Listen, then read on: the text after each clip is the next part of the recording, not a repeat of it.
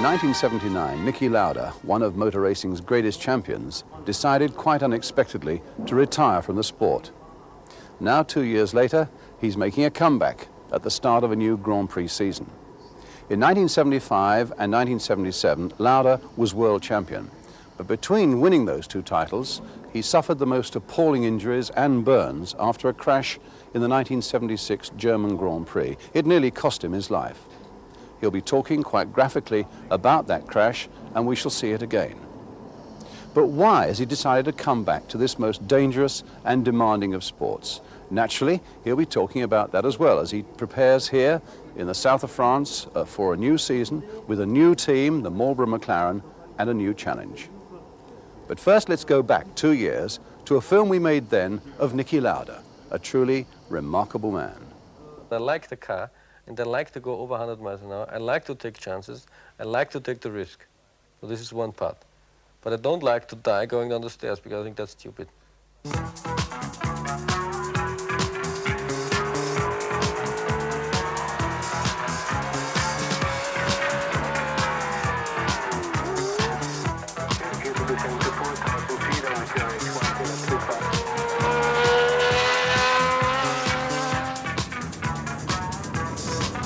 Hello?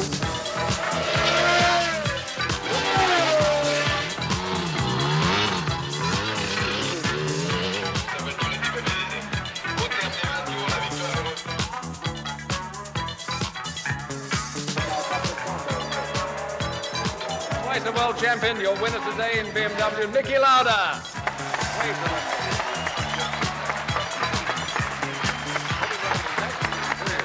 You enjoy this race? Oh my God, we got it again. Shocking. I'm sorry. Niki Lauda, lovely silver trophy.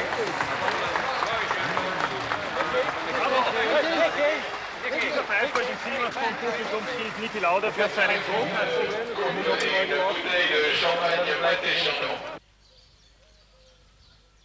Niki, it must be marvellous after the Grand Prix racing scene to be able to come back to these beautiful surroundings. That's the right thing for me because the race is a lot of people and noise and whatever, and here I come back, there's nothing. So therefore I stay here and as much as I can.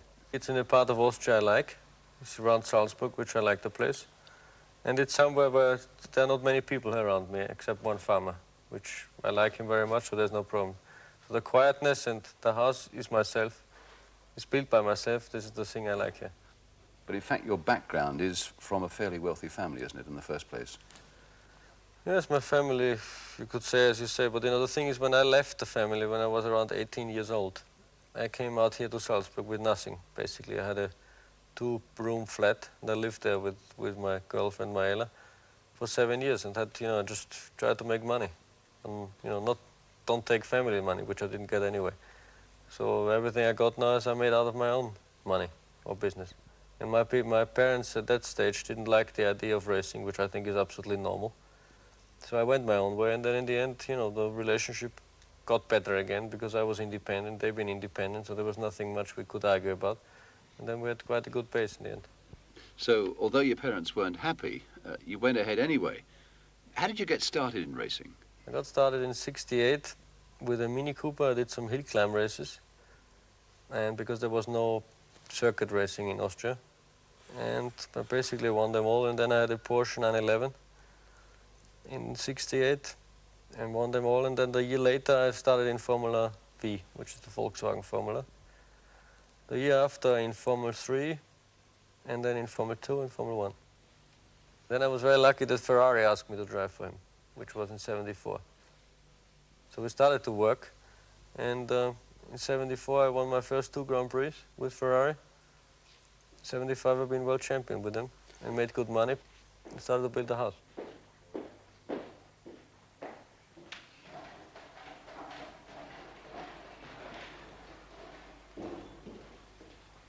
The house I built myself. That means I had no help from anybody of money or whatsoever. So this is a good feeling that I got something created which I done with my own hands. I had an architect who started doing the house and everything. And then suddenly the architect said, I don't want to build a house anymore for you. The house was half ready. So suddenly I came up one winter day, I remember. There was no glass in here, nothing, just a the heating was in, and everything was frozen up and nothing worked. And I just looked at the house and said, this horrible looking thing. The garage was designed much too low because you couldn't get in with a Range Rover, something like that, because it was just not big enough. So I called the guy up and said, what about the garage? He said, you know, I thought you only drive Ferraris. So they get in anytime. So we made big changes in the brick walls, you know, we had to pull them down again and put others up. So it cost the double. And it's not as it should be. But, you know, after you lived here a couple of years, you know, I like it as it is now, and I feel comfortable. I like Austria, and I like to be here. And a lot of people, they move out because of tax reasons, which is right, because the tax is very high here. But, you know, if you want to live in your own country, you have to do something for the country, and this means to pay tax. And I like it so much, so therefore I stay here. Come. You once said that honours bore me. And in fact, around this beautiful house, there are a lot of pictures of you, but I don't see any trophies that you've won. I don't like trophies, because the trophies, I think, are the saddest thing in the world, because first of all, they're all ugly. There's not one trophy which looks nice. They're all some kind of a funny thing which I don't like at all. And the other thing is what they have got of a trophy. You can look at it and then it's not worth to me anything, the trophy, because the memory of something is much more than a trophy. But there are people who like my trophies, like the local petrol station. And he asked me one day if he can have the trophies, you know, in his petrol station. So he put them up there, cleans them every day, has 2 dogs to watch them. So from his point of view, he likes it and he's happy, so why not? I hope they don't have this one. Does he give you anything in return? I get a free car wash from him once, every now and then.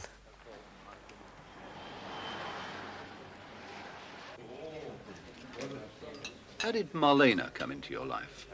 I met her on a party which I normally never would go, but I was completely bored, sitting in Salzburg.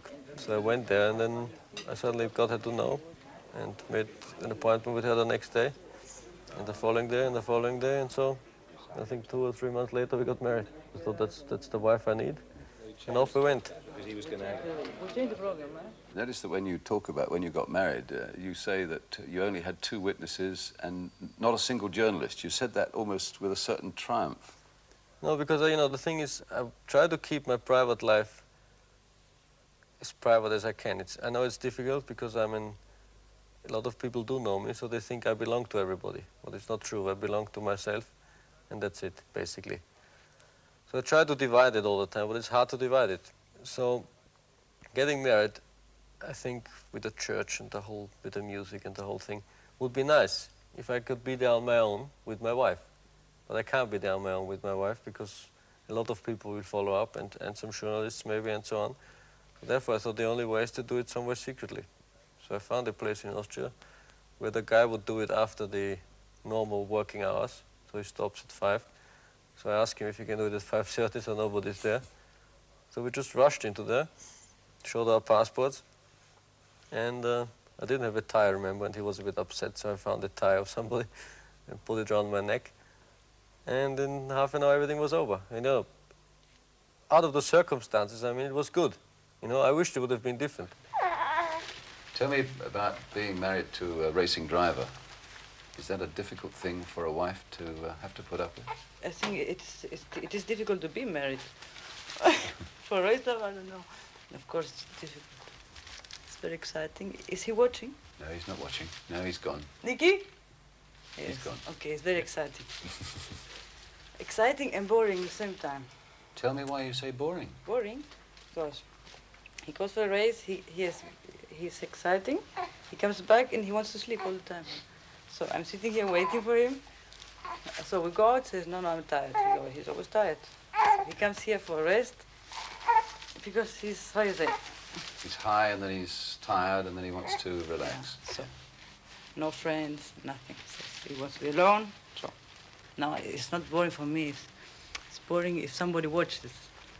Yes. You understand what I mean? My wife is an independent person. If somebody, they always ask me if they can make an interview with her, for example. I don't know. You have to ask my wife. Or they want to have a picture of Lucas. They want always a picture. I said, ask him if he wants his picture taken. If he says yes, do one. So they say he's 3 months old, he can't talk. I said, tough. So wait until he's 10 years old, then you speak to him.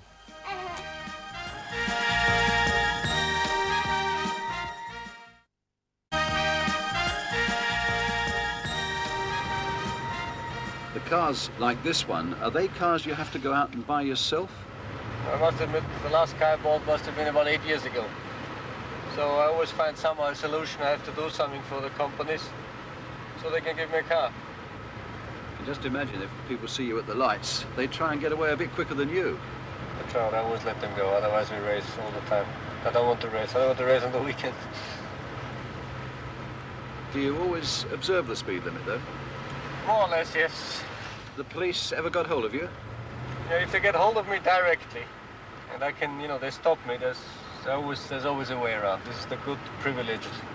There's never a problem, really. But the thing which is the worrying thing is the radar things, where they take your picture and then you can't argue in the end, because you just get the bill and you have to pay. When did the real danger element in motor racing first hit you? I think you were quoted once as saying that you saw people who didn't make mistakes still getting killed in Formula One racing. Yeah, the biggest danger for us is the technical side. If something falls off the car during a race or a practice. So let's say you lose your wing in a high-speed corner, then you fall off the road or you lose your brakes or some things like that. And they think this is our real danger. If something goes wrong on the car, then you just sit in the car like a puppet, you can't do any more, and hit the wall and you're dead. But when there is a serious accident in motor racing, and that seems to be a part and parcel of the business, and even indeed when comrades of yours have died, what sort of effect does that have on a racer like yourself? I think that's always the saddest moment for us, because when you see things happening to another guy, which it happens to you, it can happen to you anytime.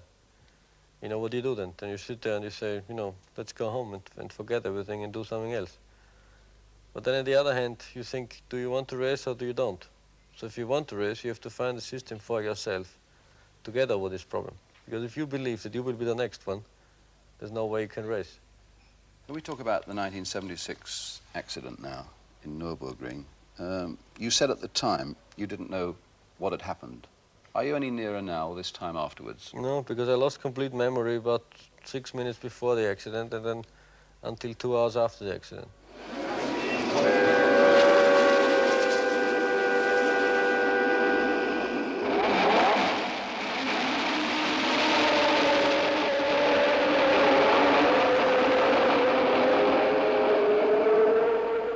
What is the last thing about that race that you remember? Last thing was that I came into the pits and changed tires because it was raining in the beginning, I think. And they changed on slicks and went out of the pits and followed the car, which Carlos Pacha drove, and that's it.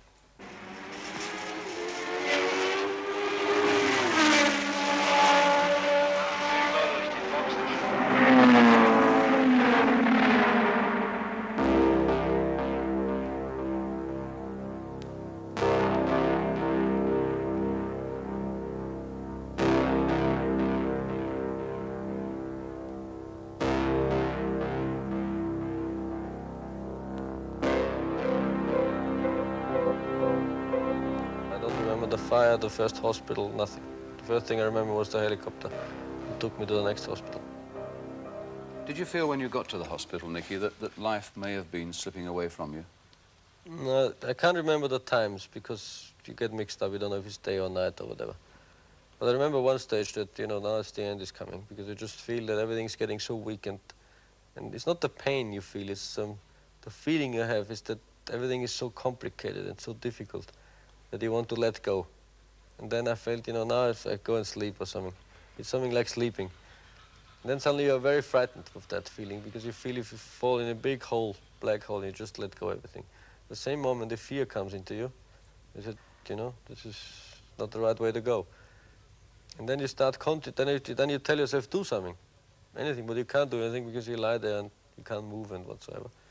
So I just tried to listen to the doctors, what they say. So I said, I concentrate, because the only thing I could is hear. I couldn't see anything. And so I was just listening all the time. Whatever they said, I tried to interpret it, what they mean and why and so on. And then the other thing, and then I got a bit better in my head again, and then I said the only way is to cooperate as much as possible with the doctors and with the treatment I get. Because the more cooperation they get, the better it must be, because it's all in their hands. Whatever they do with me, if I help them do it better, it must help me. And that's what I basically did. I remember the nurse asked me if I wanted priest, and I said, I couldn't say anything, so I just doing like this or like this. So in that moment I thought, a priest can't be bad. And that's the way I thought, and then, I just did like that. And then I didn't hear nothing, and I didn't know what was going on, because I thought maybe it comes later in 2 hours or next day, I don't know. And I heard nothing, felt nothing, and suddenly, he did like that on my shoulder. And I didn't realize, I thought the nurse just touched me or something. And then it must have been the priest, he just, did this. He didn't say one word to me, just came, gave me the last rites and left. I think that's the worst thing you can do to anybody, because at least he should come and say, here, my son, here you are. You're a bit screwed up in the moment, but don't worry, with the help of God, you will be all right again. Not give, tell you anything, but he didn't do anything. He just came, gave me the last rites and turned away. I think this wasn't right. And I remember my heart started beating again when I realized. Because again, you can't do anything, you just lie there. And things happen to you don't like, but you can't react. On Thursday after the accident, the nurse came and said, if you want to have a look in the mirror, and said, let's have a look then. So they showed me a mirror that opened my eye like this because it was all swollen. And there are 2 little stripes here. It looked like a huge pig, with little stripes, no mouth, because it was all swollen up like that. So I looked like this into them and said, oh, Jesus, you look a bit funny, my friend. And then they said it all will go away again because all the water comes into all this part because of the heat. So the neck was just going straight up there.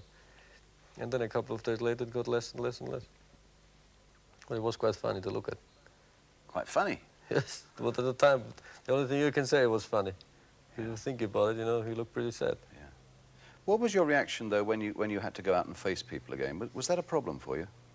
It was in the beginning, because they always, the thing is, it was very funny, because, I realized after they got all the skin up there again, it looked very bad. In the first day, it was completely blue, everything, when the blood came in.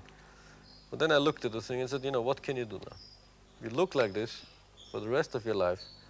So if I start worrying now about it, I worry the rest of my life, so there's no point. So with myself, I finished the discussion about how the way I look.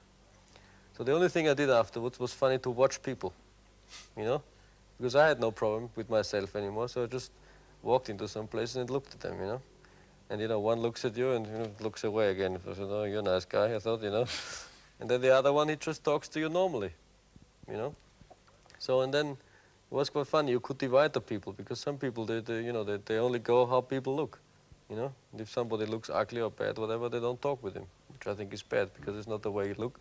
I think it's the way you think and the way you are. After I had my skin on and everything was getting a little better, then I suddenly went absolutely mad, because then I had a little bit of power back in my body, so they couldn't make me sleep and nothing. So I just said, let me go home. Whatever happens, let me go home, because as soon as I'm here, there's different air and, my own house, so I want to go home. So the doctor was clever and he let me go home. And we started walking around, to get physics back up and so on. Started training a little bit, but training was a joke because I could walk for 5 steps and then I had nowhere to go on because I was so weak. And as soon as I was here, everything was going better. They had no problem, except the people who turned up everywhere. People turned up? Yeah, a lot. Once we had to call the police to clear the place because it was a joke. Because all the sensation to come and look. And the other thing, the newspapers who want to take a picture the way I look now.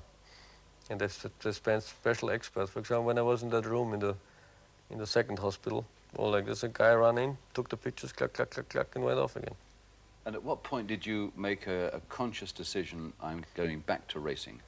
I just sat here and then I decided myself if I want to. What was the reaction of Ferrari when you said, I'm coming back to race? Were they solidly behind you? Not at all. They signed up Reutemann, and they had Regazzoni at the time. And they didn't like it that I came back because they thought they'd go on racing with these 2 people. And then suddenly I came back and disturbed the whole program again.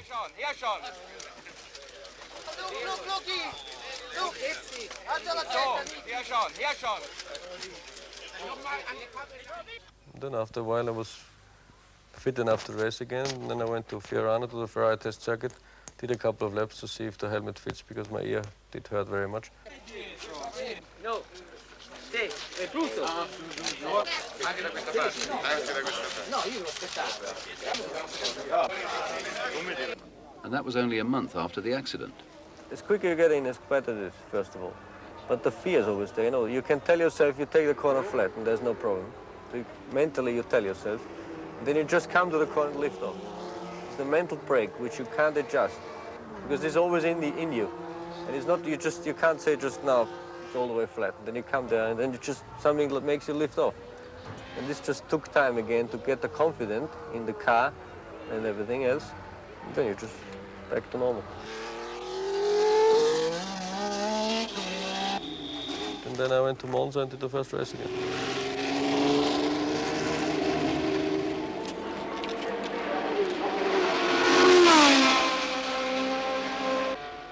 The first day I did one lap and I had to stop. I couldn't drive because I was so frightened and worried that everything happens again. But then I taught myself, either you want to race, do it properly, or you stop. And then, you know, I fought myself hard and then everything was going good again. But that first race was how many weeks after the accident? 6 weeks. Did that astonish you, how quickly you'd done it? No, I think I was lucky because all the treatment I got was the right one. And the burns and all that was something who does go pretty quick. You know, if you break something, maybe it's more difficult.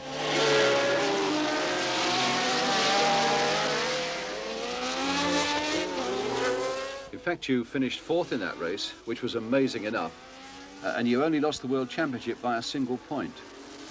Looking back, tell me, do you think you've changed at all since that accident? Oh yes, I think I'm more. I think as long as you live, and nothing happens to you, you don't realize how quick you can die. I think this is the most thing I've learned.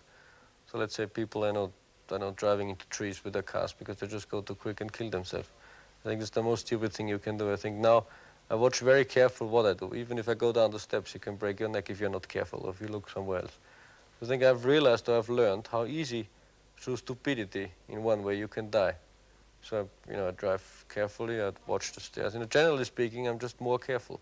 Nothing to do with racing, because racing is something completely different. You can't race carefully.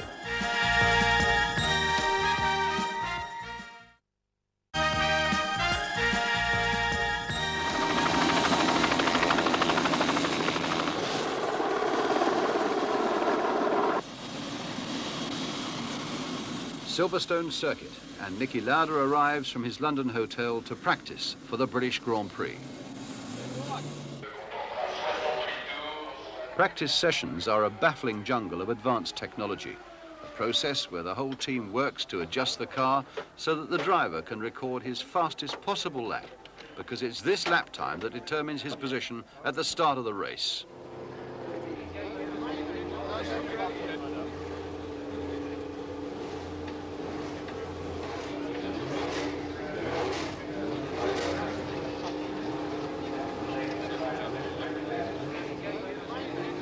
You have to be fairly fit. So what we do is I run a lot and do some normal gymnastics just to keep the heart and the circulation in good condition.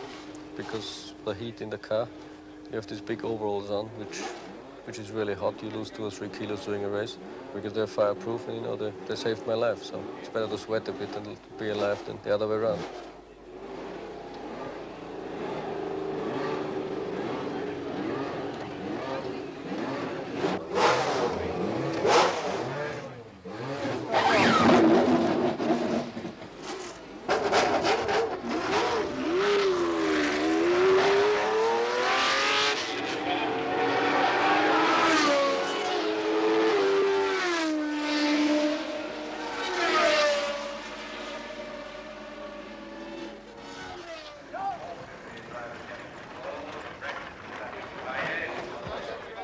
Emmanuel, what's happening to Niki's car at the moment? Well, he was not very happy with his car, so we make him go out with the T car, his spare car, and it's a slight difference on the skirt. Now he's reasonably happy with the car himself, so see what will happen now.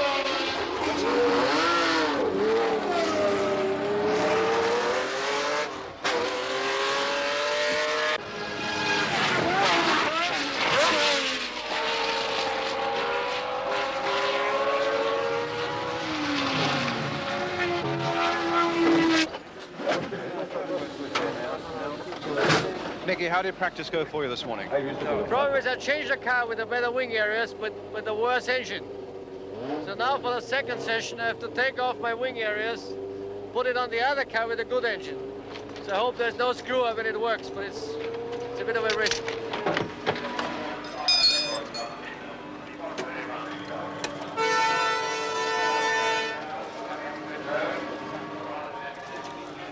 I think it's more you drive and more chances you take and nothing happens. You get overconfident. Then suddenly if you spin off somewhere in the quickest part of the corner, brings you back to earth. And say, watch it, there's only one limit you can drive on. To exceed the limit doesn't do you any good. I need every year, I need one bang on my head.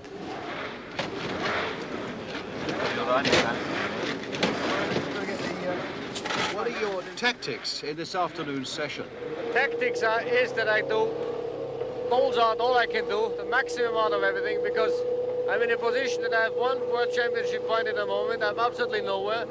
So I have to take all chances and all risks to get somewhere.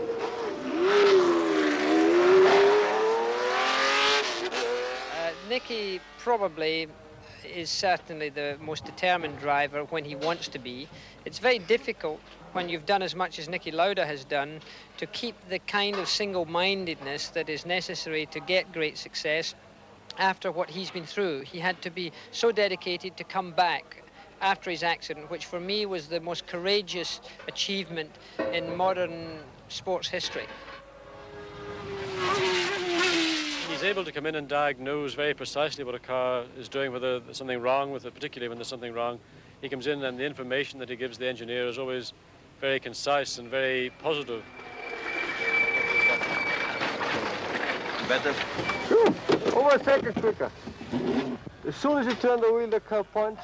The understeer is 80% improved. And look at it, 2 laps before trying hard, 17.6. Did 16.5, 16.4. I would try the wing now. Do you want a lip or a hole? A hole. What's your relationship with the car, Niki? It depends on the car. If the car is bad, like my car is in the moment, you hate her. But if the car is good and you can win, you like every detail on it. So the most ugly car, if you win with it, is beautiful. He's still magic, you know? He's still a magic person.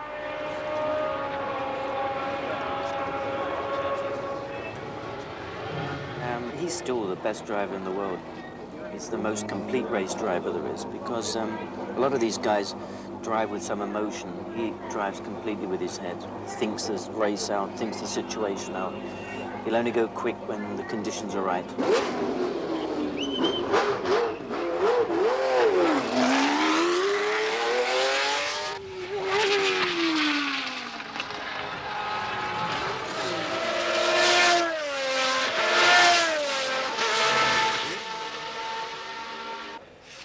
Got enough talking about problems. Problems haven't stopped, so I'm on the third row, which isn't good. So I try and see what happens tomorrow, but I'm not very optimistic. So it's back to London now. But what do you do on the night before the race? Eat at 7:30, go to bed at 9 or something and sleep. And sleep well? Yeah, when you sleep, you forget everything. That's good.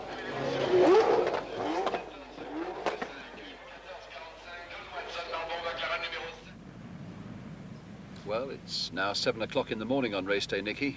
Please enjoy your eggs and bacon. Incidentally, is that your normal breakfast on race days? In England, yes. Yeah. In other countries, you won't get it as well as here. And is that all you'll eat today or until after the race? That's about it. Because if you eat before the race, you get tired and lazy. How did you sleep last night? Very well, and I had no problems. Woke up quite early, as normal, at 6 o'clock. Then you just hang on in bed and see when the time goes by, and then you get up.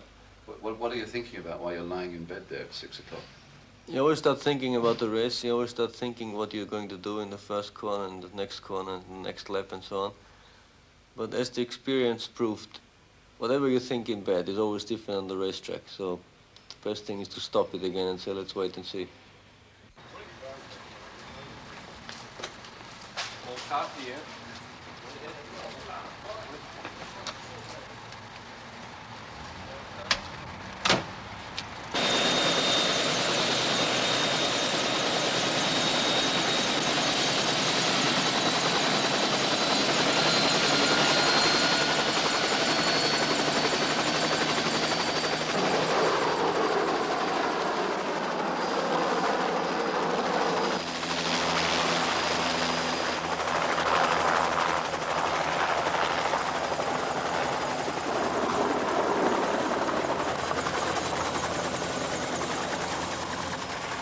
Is it emotionally a heavy day for you, or physically a tiring day? It's more physically and mentally a little bit, because, you know, there's a lot of pressure on you. You come through the crowd there and you hate gaping crowds. Well, there's no problem in England, because the British people, they are very nice people because they respect the other guy. They don't just grab you and say sign. So here at least they ask if they can have an autograph, and that's, you know, the attitude makes the reverse. If the attitude is nice, I'm nice. If the attitude is bad, then you get stuff.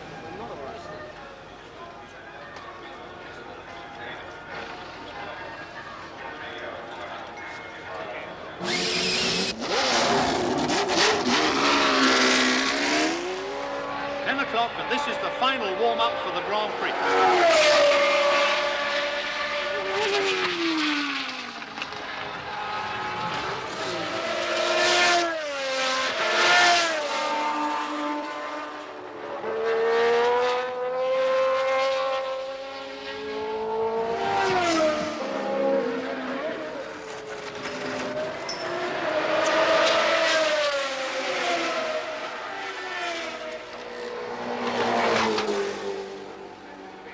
So final warm-up ends at 10:30, Niki, and now it's a wait of, what, some 4.5 hours to the race.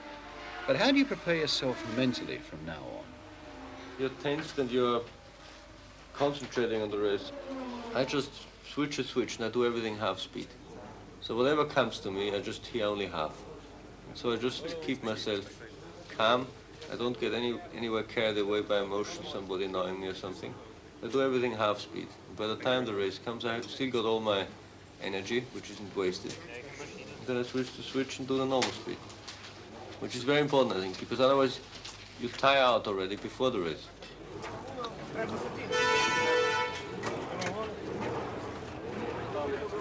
Now it's here like a prison, because that's all I can move in, which is nothing. And I have to sit there for 4 hours and wait. You know, the problem is, if you have to wait somewhere for 4 hours, you just go for a walk, or you look at the helicopters or the planes or the cars or whatever. But you can't do anything, because as soon as I get out of here, I have to sign autographs and speak to people, which I don't want to now, because I want to concentrate and wait for the race to be on.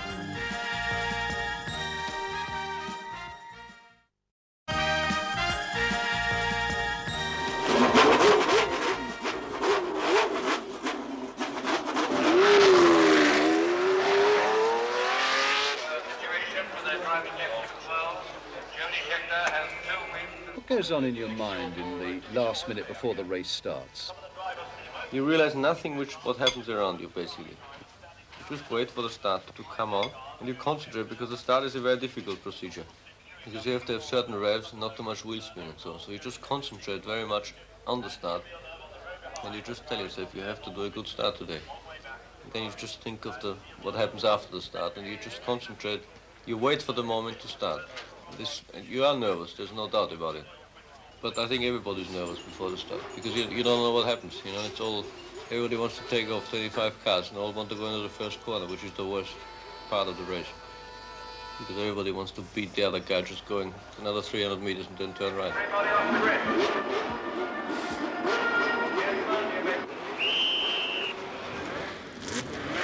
And then as soon as the green light comes on, then it's just all, there are no more emotions there, there's nothing. You just do the pure best driving possible.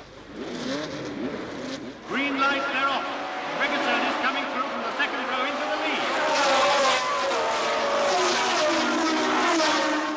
Beckett, and it's Regazzoni, Jones into second place, then Jabouille, Piquet and Lauda.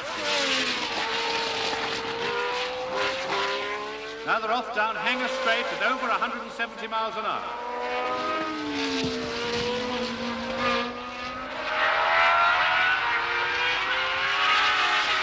This is a great day for Frank Williams with his cars in first and second places. Niki Lauda in seventh place, just ahead of Jacques Lafitte. Patrick Gaillard bit crossed up at Cox. Niki Lauda's in the pits at the end of 12 laps. It's not been a good weekend for Niki. He's getting out of the car. It looks like Lauda's retirement.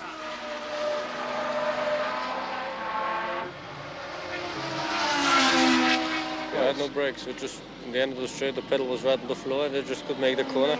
Then tried to pump the pedal, get it back up. After 3 or 4 laps, the pedal was consistently going down. It seems terrible after all that work and all that practice for it all to blow up so quickly. Yeah, correct. But you know, I'm used to it. So after racing 10 years, things happen like that. Once your part and it's over, you like to get away as quickly as you Yes, can. I can't do that. I don't want to sit there for what? I hate staying there 1 second longer. Because I'm there to do my job. If my job is finished, there's nothing that I'm interested in. Much better to get away and think of the next thing.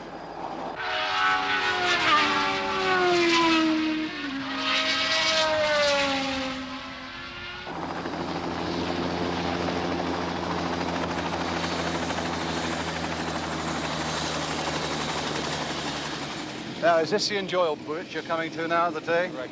To your airplane? Real work starts. This is the pleasure bit, is it? Yes. The good work. The good work.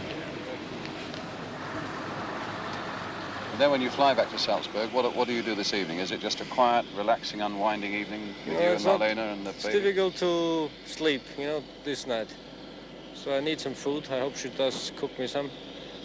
And I just sit there and wait to get tired and go to bed. Yeah.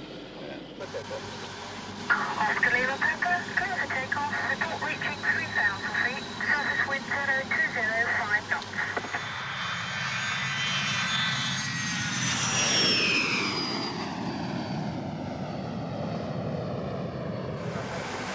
Oscar Lima Papa, good afternoon, flying to 5,000 feet with no ATC speed. Back in time, we were 37,000 feet we're flying in the moment. And our speed over the ground? For a second, 480 knots, and we have 56 knots tailwind. Tailwind, so we're going to be quicker into Salzburg. Correct.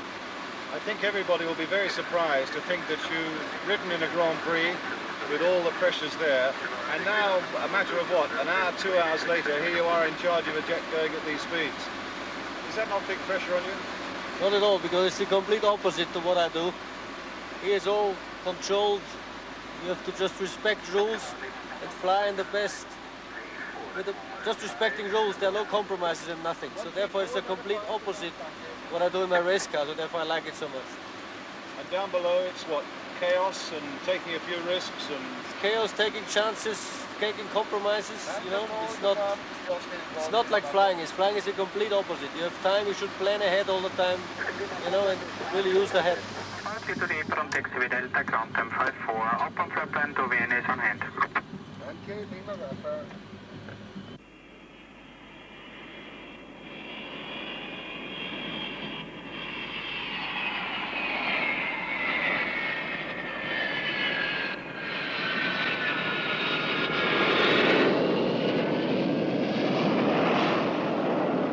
In fact, you've been running your own airline for a couple of years now, haven't you? I was first of all involved in executive jet business, which is got 5 Learjet citations and so on. And I owned a quarter of one jet, which I use all the time going to the races and from. And apart from that, I bought a license, which I can operate cargo planes unlimited on weight and passengers until 44 seats. And now you're negotiating to buy a DC-10. But obviously you started much more modestly. I thought I'd start to build up the whole operation with an F-27 Fokker. It's a 44-seater turboprop aircraft to do charter in Austria. Do you think aviation can replace the thrills that you got from being the best in the world at motor racing? For me personally, yes. You know, I like airplanes, I like to fly, and I like to deal and wheel with airplanes. So I like people, which we are going to fly. So I think it's 100% can replace motor racing. Well, here we are a few months later, Niki, and now you've retired from motor racing. The main thing, I think, for a lot of human beings are that the money involved makes you do a lot of things maybe you wouldn't do if the money wouldn't be there. And after I realized that only the few reasons I kept on racing was for the money, you know, for the next year money. So I thought, you know, $2 million to have or not to have is quite a difference. So I thought, even for my business with the airplanes, it would be very good. So then I found out that I really only race only for the money anymore. So I think for 2 or 3 months, I couldn't get anything more out of racing for myself personally. And when I came to Montreal, I had a brand new car there, never driven before, with a Ford engine in, an incredible contract for the following year with Brabham. And everything was so fantastic that, you know, my heart must have beaten up when I went to the track Friday morning to practice. But unfortunately, I just came there like every other day, you know, miserable, and I didn't like it. And then I just thought, you know, everything is so good for you here now. Why don't you feel excited about it? Then I thought, you know, by the time comes you get in the car and practice starts, you know, the feeling will come for everything. So I got in the car and I did, I don't know, 3 or 4 laps, and I felt nothing. I felt, you know, what the hell are you doing here, like that? Then I thought, you know, give it away and, you know, keep on going, because, you know, you're paid to drive here, and so drive. I did another 5 laps, and then I had such a bad feeling myself driving here, because, you know, it just came and hit me hard to say, you know, do something else. Why racing? And I just stopped, went up to Mr. Ecclestone and said, I want to speak to you. And he thought I wanted a set of qualifying tires or something. He said, you can have the tires. I said, no, I don't want any tires, I want to speak to you. So we went back to the caravan, and I just told him that I got enough, and that I want to do different things in life now, and I can't drive anymore, and I don't want to. And he looked at me, he said, are you serious? I said, yes. Then he understood immediately. He said, listen, if my time comes, I will do the same way as you are. So, goodbye, and thank you for what you've done for us. That was it. How has Marlena reacted to your retirement? I rang her up from Montreal. I said, I'm retired. And she said, what do you mean? I'm retired of practice, or have you shunted the car? I said, no, I'm retired properly. But I can't speak now because, and so she said, oh, yes, good. Then put the phone down, and then I went to the hotel, and then she phoned back to the hotel and said, listen, I invited everybody enters in the pub where I live, gets a free drink. So are you sure that you're retired? Because if it's not true, you know, they all think I'm crazy. As I said, don't worry, you buy everybody a drink, it's true. And I'm coming back home, so I think she was very happy. Yes. But she never said before that she was unhappy, so I just felt it afterwards that she was happy. Lauda's retirement would last little more than 2 years before he returned to Formula One, and Brian Moore was there. I think a lot of people watching would say he must be crazy to go back into it again. A lot of people interpret all different ways of things into my comeback. One say he's running out of money, and the other one says he hasn't paid his tax in Austria, and the third time say I'm crazy. I always try to explain why I come back, and the only reason I want to come back is because I love it and I like it, and I want to come back and see where I am after 2 years. And all the other things people interpret into my comeback, they should do it. I know why I come back, and I think that's the most important thing to me, at least. It's because you love it and you want to get back behind the wheel again. The first thing is you have to get the happiness back for the sport, to be able to take all the chances and to be able to drive completely free, no mental breaks and whatsoever. So the first impulse has to come out of yourself. The money and all these things come anyway if you do a good job. If you do a bad job, you won't make any money.